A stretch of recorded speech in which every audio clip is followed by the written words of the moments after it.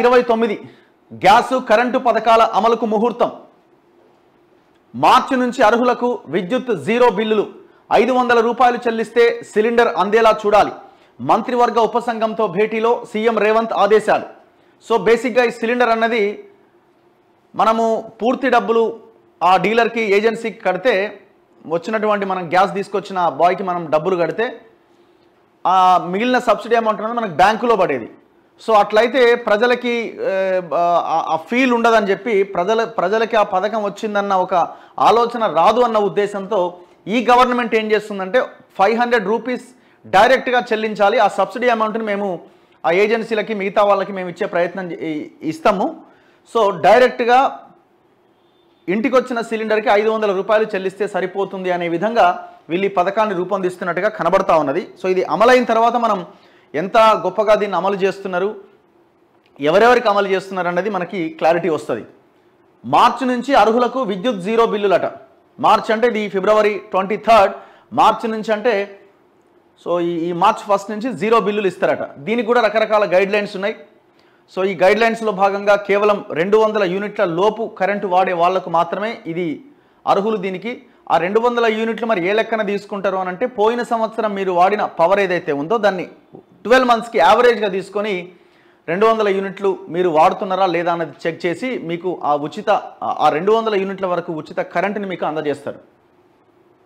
27 లేదా 29న దీన్ని పూర్తి స్థాయిలో అమలు చేస్తారట. కాంగ్రెస్ ఇచ్చిన గ్యారంటీల్లో మరో 2 అమలుకు ముహూర్తం ఖరారైంది.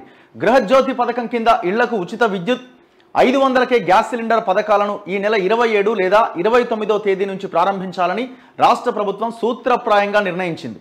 200 యూనిట్ల విద్యుత్ పథకం అర్హులకు మార్చి తొలివారం నుంచి జీరో బిల్లులు జారీ చేయాలని అధికారులను ఆదేశించింది. 2 పథకాల అమలుకు వెంటనే సన్నాహాలు చేయాలని ముఖ్యమంత్రి రేవంత్ రెడ్డి అధికారులను ఆదేశించారు.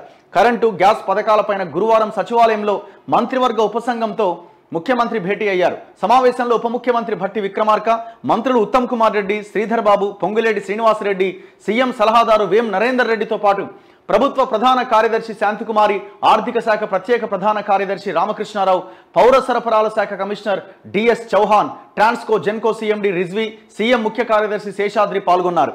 ఈ పథకాల అమలుకు విధి విధానాలపైన సమావేశంలో చర్చించారు. ప్రజానుకూల విధానం.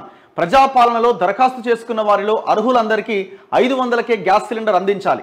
ప్రభుత్వం ఇచ్చే సబ్సిడీని నేరుగా లబ్ధిదారుల బ్యాంకు ఖాతాకు బదిలీ చేయాలా, గ్యాస్ ఏజెన్సీలకు చెల్లించాలా, వీటిలో సాధ్యాసాధ్యాలు ఏమిటని సీఎం పౌర సరఫరాల శాఖ అధికారులను అడిగి తెలుసుకున్నారు. ఎలాగైనా సరే లబ్ధిదారుడు 500 రూపాయలు చెల్లిస్తే సిలిండర్ ఇచ్చేలా చూడాలి. ప్రజలకు అనుకూలమైన విధానాన్ని అనుసరించాలి.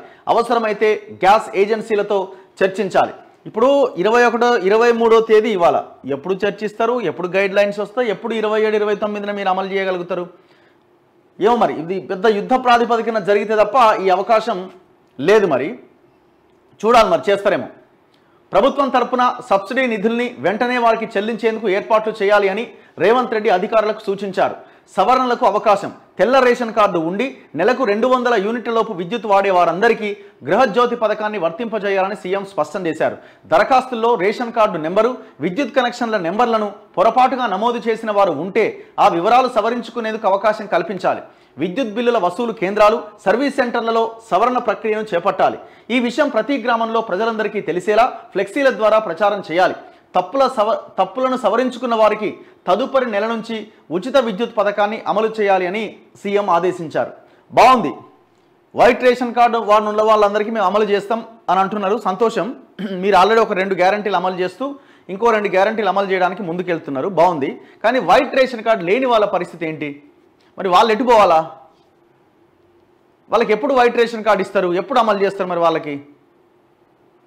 సో మీరు ఇప్పుడు వచ్చిన 75 డేస్ అవుతుంది కదా, ఈ 75 డేస్లో మీరు ఇమీడియట్గా రాగానే ఈ వైట్ రేషన్ కార్డులపైన దృష్టి పెట్టుంటే ఈ పాటికి చాలామందికి వైట్ రేషన్ కార్డ్స్ వచ్చుండేవి కదా.